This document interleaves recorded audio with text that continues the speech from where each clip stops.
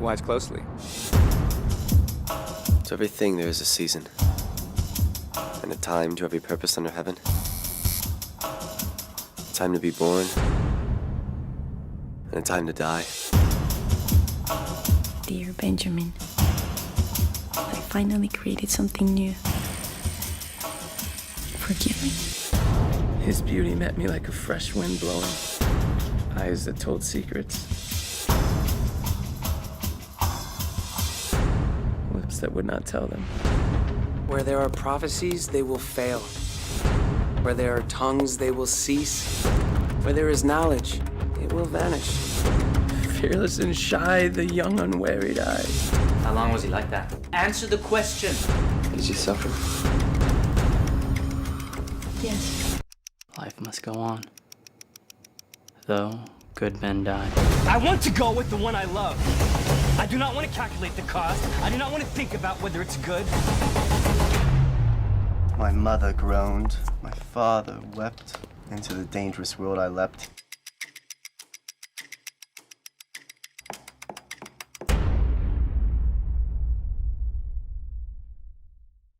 When I think of poetry, one of the people I think of is this man. He is an actor, he is a writer, he is a producer, a teacher, and I've known him for a while now.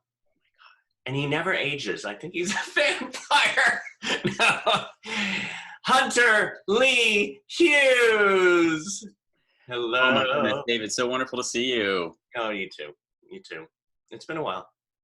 It's been a while, and I can't, well, you said it's been a while since we met. It's been, yeah, let's not admit the number, but it's a long time. I know. Wasn't it for the pilot for Showtime? Yeah. Yeah. I still remember that. I remember that audition. I remember feeling really good about it. And it was, well, and again, I'm going to date myself with these details, but it was like, you know, I had a cell phone. I got a call in my car. It was my agent and manager on the phone at the same time to tell me that I got this job, that I'd auditioned for David Zimmerman and gotten this job. And it was just such a thrilling moment, you know, so you gave me that thrilling moment early on in my career, and it was a lot of fun. It was a good show, right? I was sad that it didn't end up going further, but it was fun to shoot, fun to do. Well, you gave me that thrilling moment. You nailed it. It was like, boom, you know? Wow. It was good. It was very good. I remember that as well. Yeah. And you know, you have a certain quality about yourself. You're different than other actors, which is great. You have a certain quality about your acting that you have those subtle levels, but they're just like, there's so much going on with you. And there was something different, especially at that day. So it was great. It was great. And then from that, you went on to like be friends. Yes, and we worked together quite a lot. You know, we worked together on Winner Takes All, and then we worked together on a little web series that we did, and you had a cameo, I remember. A little cameo. And I even forgot that I had a cameo in that. But you helped us cast it too, you know? Yeah. Yeah, I mean, and then I remember the thrill when we did that short film Winner Takes All, and getting Alec Mapa for it. Remember? That was fun. How thrilling was that to like get, you know? Yeah, that was good. I mean, all of your projects are like, I mean, you don't just do projects for project's sake. You do art. I mean, you create art with your work. I try hard, I'll tell you that. You know, I'll try hard, and I put my heart into it, and it's whenever I do something, it's important to me, and I give it my all, and I'm doing it for an important reason. I don't know if everything I've done has risen to that level. Sometimes I feel better or worse about the finished product, but I commit. I go for it, you know, and it's important to me. Yeah. And you teach? Yeah, I used to teach more, but I feel like, you know, this era, I'm more focused on doing new work than teaching. I think this COVID really, you know, Yeah. changed some things. So Yeah. It does. It does, and it did. And I have so much to talk to you about, but I know, and no buts, and I know that you have your group with you today. yes. Your people that you create with. Yeah, I mean, this is crazy. Like here we are in the pandemic, right? Mm. And just before everything shut down, maybe 2-3 weeks, I pitched an idea for a new indie film to my team. And they said, yes, let's make it. Let's do it this summer. Let's shoot. Right. And that was about 2 weeks before just the world changed, you know, with the pandemic. Yeah. And so then we were like, well, I feel like I'm still feeling this new movie so much, you know, I'm feeling it like this is the right thing to do. So then we decided, well, in the meantime, let's build a show where we're showing everybody step by step how we're developing the movie, how we're putting it together. Right. And so even we feel like documenting that part of the process will be empowering and helpful to other people who maybe want to go out there and make movies for themselves. So, you know, that's what we're doing. Well, I have to say, let's bring them on. Let's bring everybody on and talk about your creations and connections and all of that. We have Daniel Berilla. We have the wonderful, let's see, Yuki Sagara. Well done. Yeah, and Jason Daks. Hello. Where is everybody? That's what I'm saying. I want to see everybody. Oh, there we go. Oh, can you see everybody? Yeah, I can see everyone. You look beautiful. Thanks. I'm stuck in the bedroom there doing a garage and there's so much noise. I've put myself in my bedroom today. So hi. Hi. I know I've been in my bedroom all day too, but. David, nice to meet you. Yes, you too. I saw I saw the video online about all of you. It's great. Oh, thank you. The creation that how did you all meet? How did you all meet? Hunter, you want to? Oh, you go ahead. Hunter, you want to say it or no? I don't know. Well, You tell them how you met. I met Hunter through Guys Reading Poems, basically. I knew one of the producers and they needed a minute of people coming down to help film one day. And then Hunter and I just kind of became friends. And then I also studied when he was teaching at Story Atlas, because he was doing this thing on death, dying, and some, I don't know, it was so in my wheelhouse of people dying and all the discomfort. So, and then we've been friends ever since. That's wonderful. Yeah, Yuki is one of the reporters in Guys Reading Poems. So if we show a little moment of her from the in the Meet the Team episode, Yeah. a little clip of her in that. By the way, that film was amazing. I mean, it really was. I mean, it like I said before, Hunter, everything you touch is like it's art. It's a piece of artwork, and you took so much care with that, and so much. You know, it was a combination of so many different people, but it was your own creation. I could see a little David Lynch, a little of this and that, but it was ultimately Hunter Lee Hughes, you know? Thank you so much. I mean, I feel like it was one of those projects that it felt kind of meant to be. You know, I don't know, sometimes you feel that way about a project. And then I'm like, where are all these amazing people coming from to help me? You know, like Alexander Drayman came through and Patricia Velasquez, and we got this amazing cinematographer, Michael Marius Pessa, and just now I'm afraid I'm gonna have to say this whole crew because they were so amazing. You know what I mean? Like nobody feel left out. Daniel Berilla. But you know, it really did feel like, you know, somehow that there was like a momentum and the universe got behind it, and I felt very lucky and blessed to be able to do it.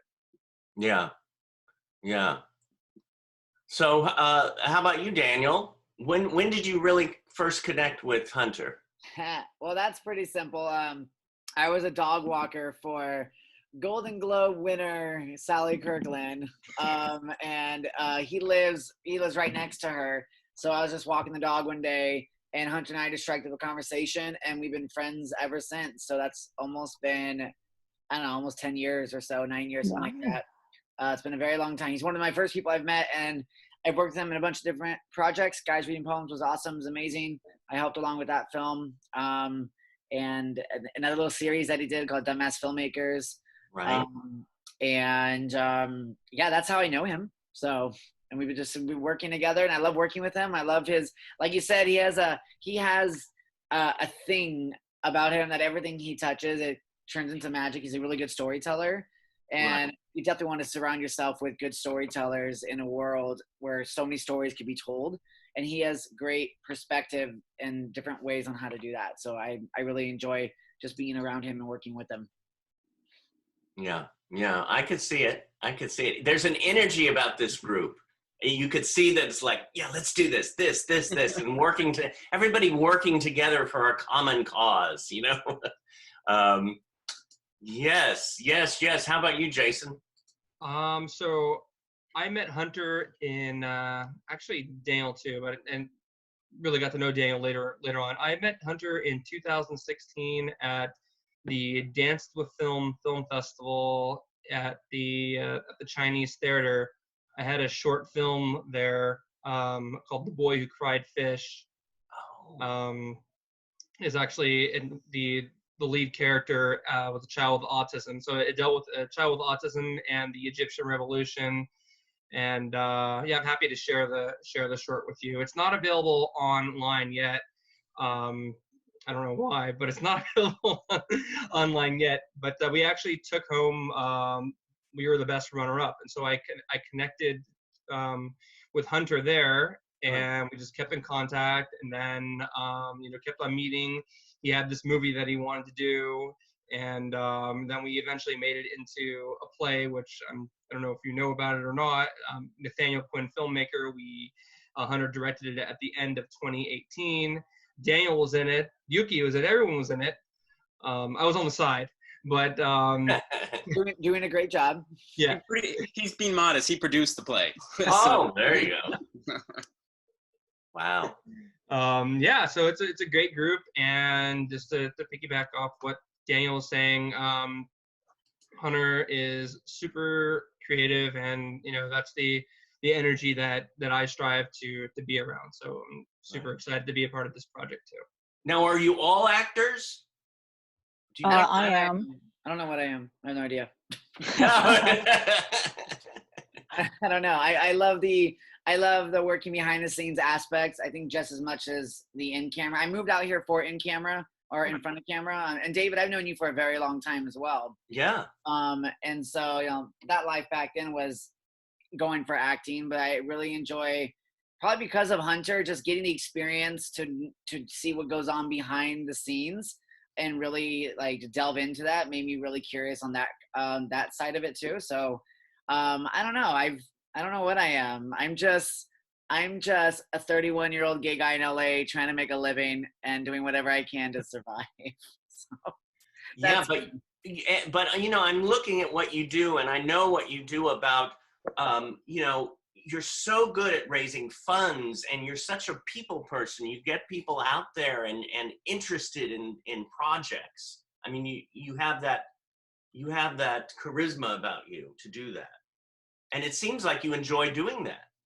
I do, and thank you for that. That's really nice. I do enjoy it, and I think Hunter sees that in me, which is why I kind of do the more behind the scenes, because it's a challenge.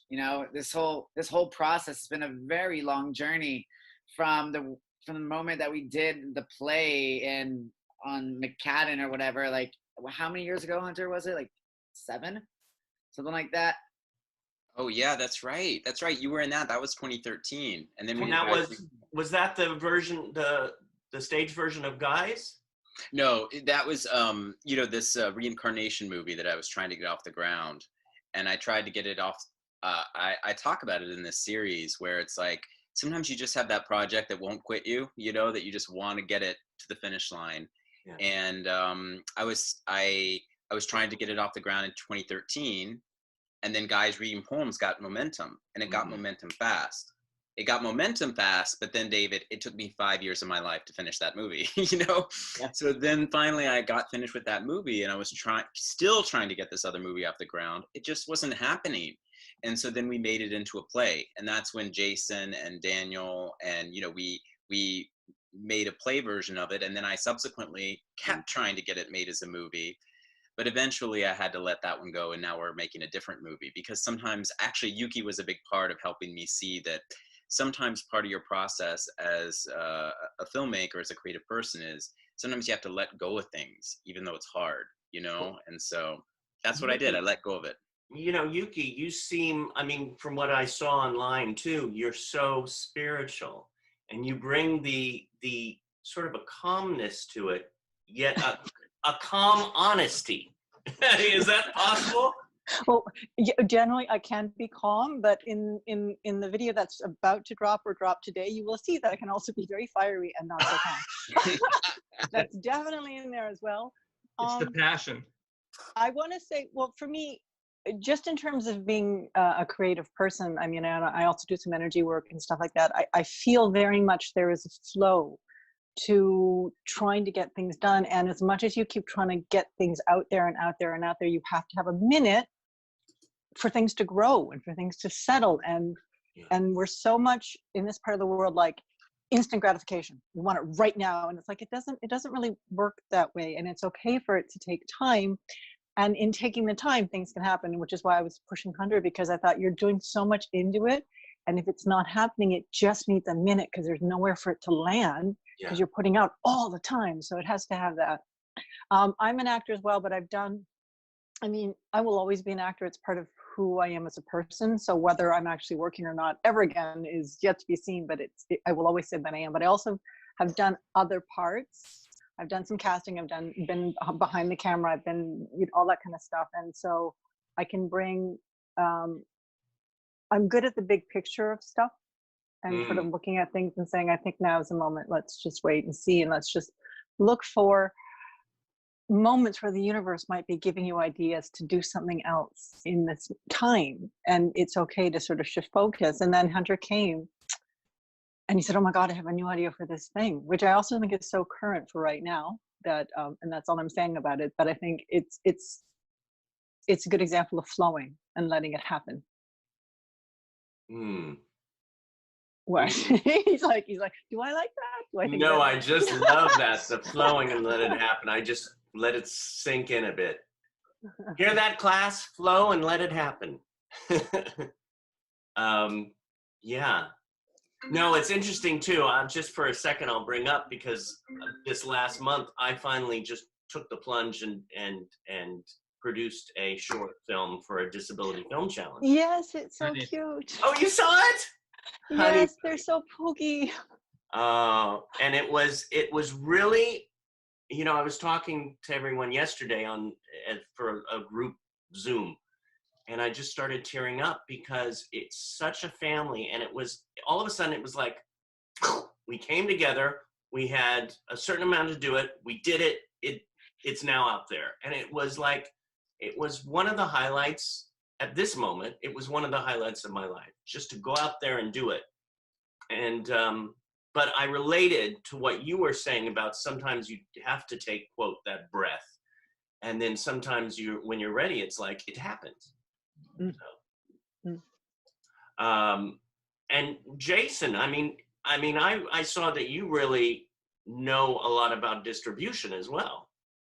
I mean, I know what I know. Distribution, producing.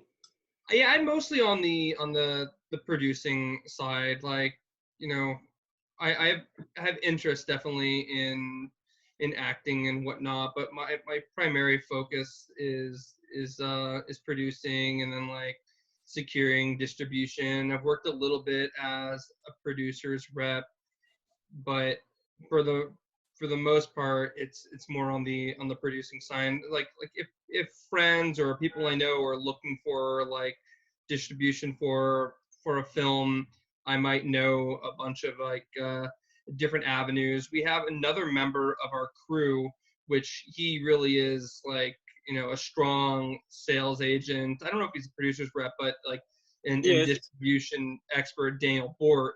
But I definitely understand that area too. But I don't attend the markets the way that he does. But if you need your need to break down your script, you need to budget it, and you need to make sure you have all the elements in there to make sure that you have a crew of 30 people. You got to have food for for 30 people. It's important. And you got to feed your cast, right? And crew. Yes, yes, that is true. The cast, they can fend for themselves.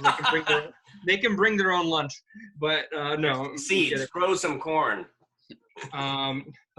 What's funny is that I guess it's a side anecdote. I guess I'll tell it. I was actually working on a film, and I was production coordinating, and there was a crew member that had a severe nut allergy, but they didn't bring their own lunch, which to me was kind of crazy. But I was super careful, and like every time I would go to a restaurant, I was actually picking up the food. We didn't have a caterer.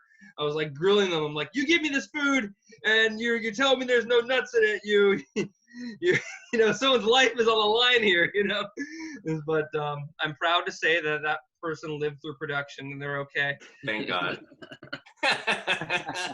Yay. So you all are now creating this amazing project. That's right. That's yes. right. Yes. And at this moment, I just finished the second draft of the script. So it's a little bit more on me now, but it's about to go from me to everybody. Does that make sense? And they're giving me feedback and they're giving me notes, but pretty soon it's gonna be a lot more people involved doing it. You know what I mean? How long did it take you to write this script? Well, not that long actually. I came up with the idea in, I want to say, February, and I pitched it to them. I wrote a treatment, and then I had the first draft of the script. I want to say May 1st is when I had the first draft of the script written. Nice. And then my efforts shifted into kind of, because we decided to do this show in tandem with the movie, right? So then that was a lot of effort, as you know, from the editing and getting all the footage and everything else, introducing everybody. So, and really taking the time to track our own progress and our own meetings, it adds all this extra time, right? So then it slowed down a little bit, and I finished the second draft of the script August 1st. And so everybody here has recently, read the script or is in the process of reading, the new script.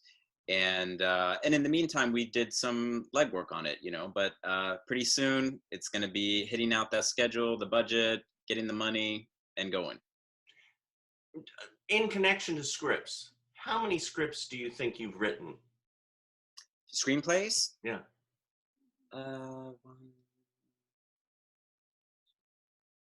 Probably about 6 or 7, I want to say. 6 or 7 that got completed. Because I heard it's good, for those writers out there who are writing, it's always good to have those screenplays on hand in case somebody says, hey, I like this. Do you have any more? This is what I've heard. Yeah, definitely. And I think it's also just, this may be the 7th script I've written, but the 6th script that I wrote was guys reading poems, and that was the first one that got produced. So it's also kind of that, you hope the first one out there makes it and does it, but in my case that wasn't the case, right? I had to write a bunch of scripts before I got one that took off. So it's sort of like you just have to keep creating and keep going, and I don't know, I have the full wisdom on it, but it's a lot of work that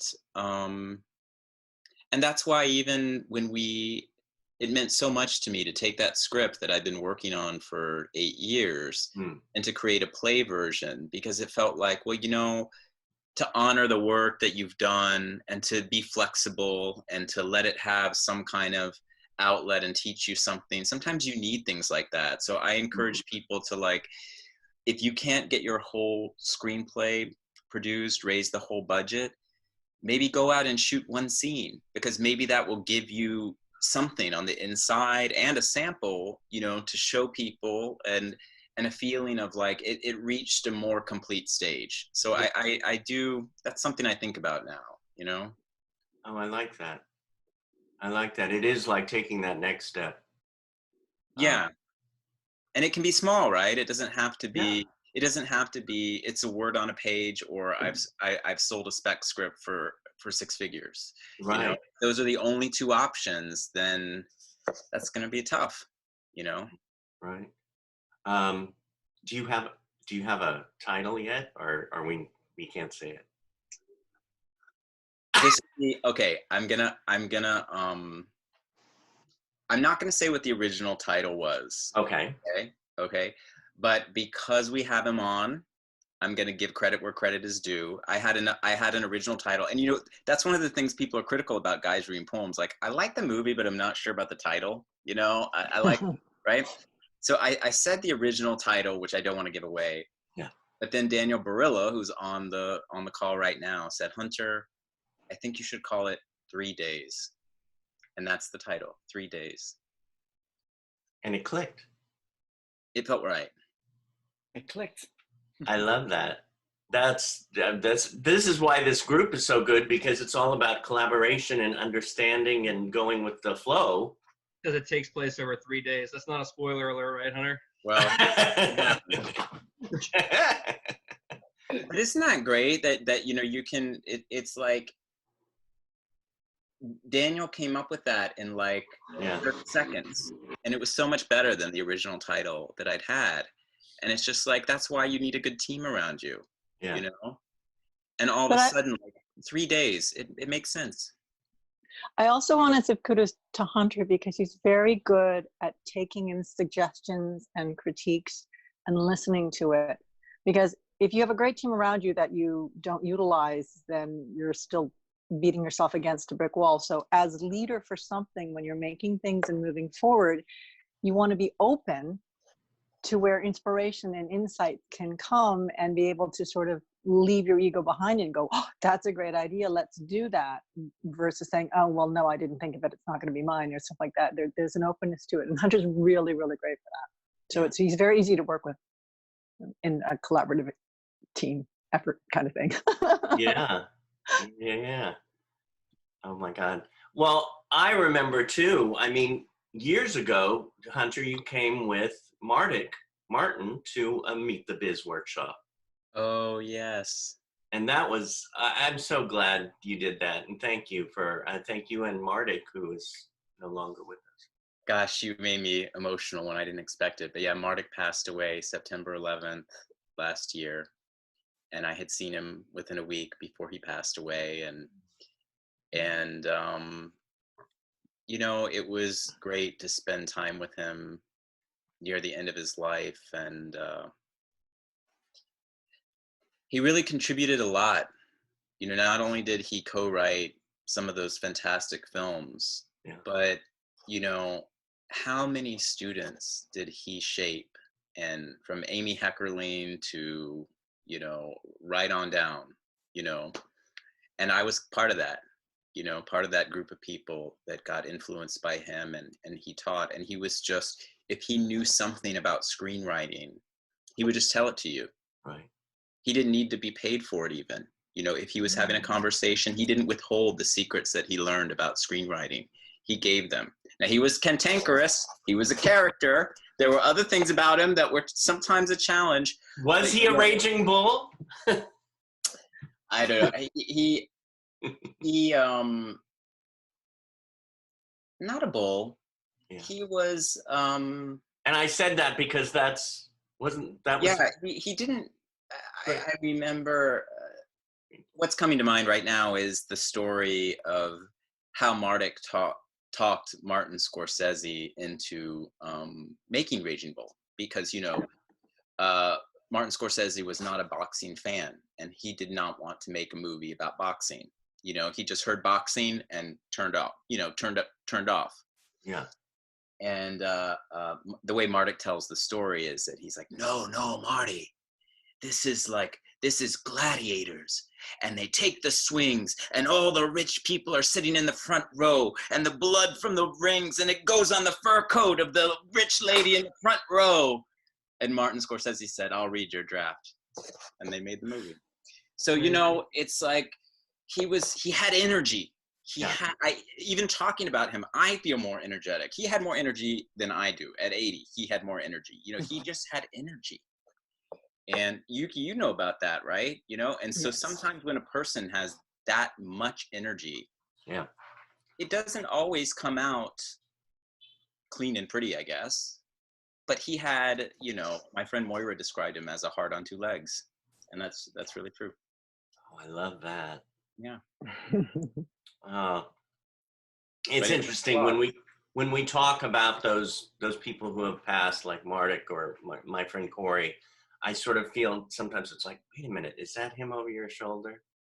I swear to God, I feel that a little bit too at times. And who knows what it is? Is it something within us that's coming up, or is it their presence is there? But I know it was cool to have the chance to work for Marduk. I worked for him for 5 years, David. That was my job. You know, $20 an hour he paid me to basically learn the craft of screenwriting from him. You know. Yeah. And I knew it was cool, but you know, when you're at the funeral, when you're seeing these people and you're like, wow, I was so lucky. I was so blessed. Imagine that. He spent 5 years of his life hanging out with me. And I was like, wow. It was a blessing both ways, you know? I think so. I think I brought him some good too. David, I love that you said that. I love that you just said what you said, and that it's a blessing both ways. I think that's one of the most important things to take away for people, especially when you're in this town, when you can work with people that have so much bigger careers, or movie stars, or produce, or like massive hugeness of whatever. It's easy to feel like you're not worth anything, or you don't belong, or you've got nothing to give. But you never know what you're contributing to somebody else and what they're taking from it. I mean, in the 5 years that Hunter spent with him, I'm sure Hunter worked his ass off, and the guy got a lot, or it wouldn't have continued for as long as it did. And so, especially when you're starting out and, oh, you're just the actor and you have no credits, or you're trying, or whatever, you can think I'm worth nothing, and they treat you like crap on sets and all this kind of stuff. It's like, no, you have to be able to understand that as you offer yourself out, you don't know how it's going to affect anybody, and that you belong there, or you wouldn't be there in the first place. And I think I love that you said, and you reminded Hunter of that in that moment, in the way that you did that. So thank you. Yeah, thank you. I always, for me, I find myself constantly growing and changing and going, oh, that's why that happened, or this is, oh, okay. And it's the same moment, but as time goes by, I look at it a different way, or it shifts, or so. You want to know something tender about Marduk that I've never told publicly? So I'll let this be for your thing. He didn't have kids, Marduk. And one day, you know, when I'm at his apartment, and I'd worked for him maybe 4 years at that time, he said, Hunter, I know you're gay, but if you have a son and you make his middle name Marduk, I'll pay you $10,000. So you're trying to have a son now. Anyway. That's good. That's cool. That's awesome. That's awesome. I have a few, I just thought of these different questions. So I'm going to throw one out. One of you grab it, and then I'll throw another one out to somebody else, kind of thing. Okay, this is for someone. Name one word to describe you, and why. Optimistic. Yes? Why optimistic? I believe you have to live life with optimism, whether something bad or good is happening. It's like, if you always look at the brighter side of things, then things will always be better than you expect. And it's kept me going on my track here for, 12 years now by myself. I've always been optimistic towards the future. I'm very afraid. I never know what's going to be happening, but I just know it's always going to work out in some type of way. I just can't see it yet. So I'm always just optimistic. And that's my character, my archetype on this project that we're doing with Hunter on YouTube and whatnot. So I love that. That's mine. I love that. I want to go like that. It's funny when you said it, because I thought of my archetype that that Hunter said as well. I'm the the fixer. Having said that, I do feel like there's a optimism that comes with that comes with fixing, whether whether there's a problem. I always try to come to every every stop sign or roadblock with like how can we move past this, that there, whether it's not always negative things that you have to fix, like how are we going to choose between this great actor and this great actor, what's the benefit and the outcome, and try to look at it like the decision that we make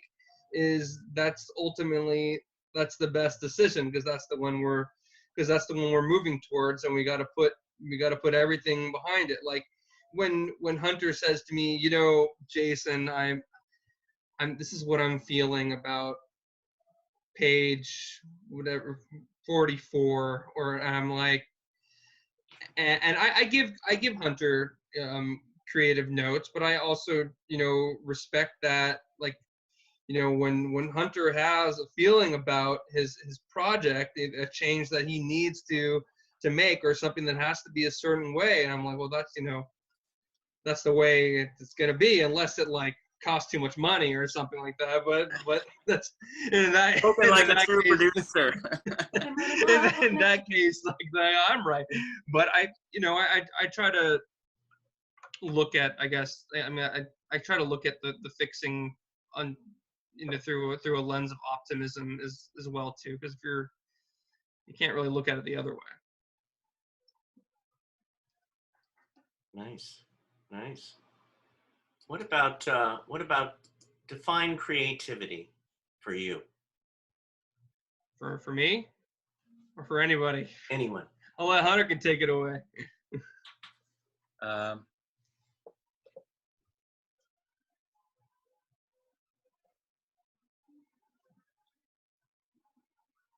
Or Yuki. Okay, I'm gonna go because to me, creativity is like it's actualizing divine inspiration, which I know sounds like out there and woo-woo and all this kind of stuff, but I really feel like when you're creating something, you're tapping into this whole other, it's not just you in a box, there's another thing coming in, and if you can open up to what that is, you can put things out into the world uniquely through who you are, but it's coming through a different channel of something, and so the creativity is the physical manifestation of that and what it is, but there's an otherworldly cosmic sort of part that comes into it, and it can be the smallest thing that you're working on, you know what I mean, like, but even when precision, and so much of creative process is about doing and repetitiveness and stuff like that, and even in doing that you can find that spark. Like Thomas More, the sculptor, the marble sculptor, he always said, I'm just releasing it from the stone. I don't do it. It's nothing. It's you know what I mean? You're tapping into something else and you're giving it a voice, and it's coming in through you because you can hear it the best for what it wants in this moment. There. Everyone's shaking their heads. Okay, it's fine. No, shaking their heads in a good way. I feel like you're just talking about like the energy that comes with it. Yeah. Very nice. Thank you. The next one was, what are you most proud of?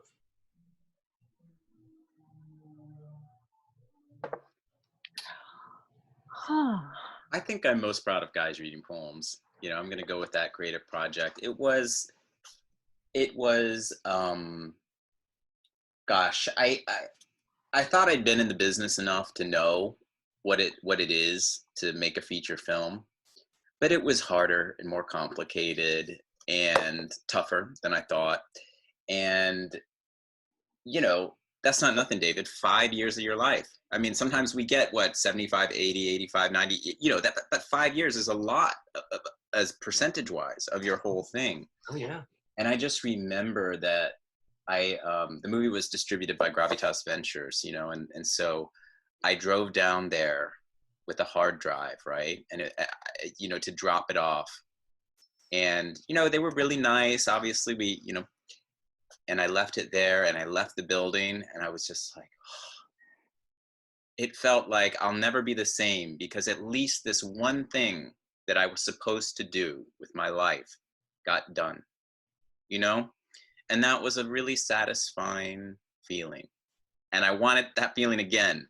But it took a lot to get there. You know what I'm saying? But it's one of those, it feels like people can like it, people can not like it, whatever happens with it, but it did get done. And it feels like nobody can take that away, you know? So there you go. That's my answer. Good. I'm just taking you all in. What great stuff. I'm just like, I just tell you, this feeds me doing this, and I learn so much from doing these, and from learning, taking this all in from you. I feel how it is such a wonderful collaboration that you're all working together. And we could see you have a show every week, or what is it? It's 3 times a week, David. So we have 3 episodes a week. Okay. And it's on the Fate Link, youtube.com/FateLink. So if you look up Fate Link on YouTube, and it just shows the whole process of making a movie, from getting the team together to developing the characters, the research, the screenwriting, to, like I said, now we're going to move into the scheduling and the budgeting and that sort of thing. So we're just going to track the whole thing, because I'm hoping that some of your students, some of people out there, they want to know, okay, they may be more interested in how we do it than our movie. Do you know what I mean? Because that can help them do their own movie. And so that's part of the hope, is that we're just opening up our creative process and saying, hey, this is how we're doing it. Take what you like and leave the rest, you know? This is wonderful. Well, thank you all for sharing this. This is going to help a lot of people, especially at this time when this is the time to be creative. This is the time to let it out and allow it to happen.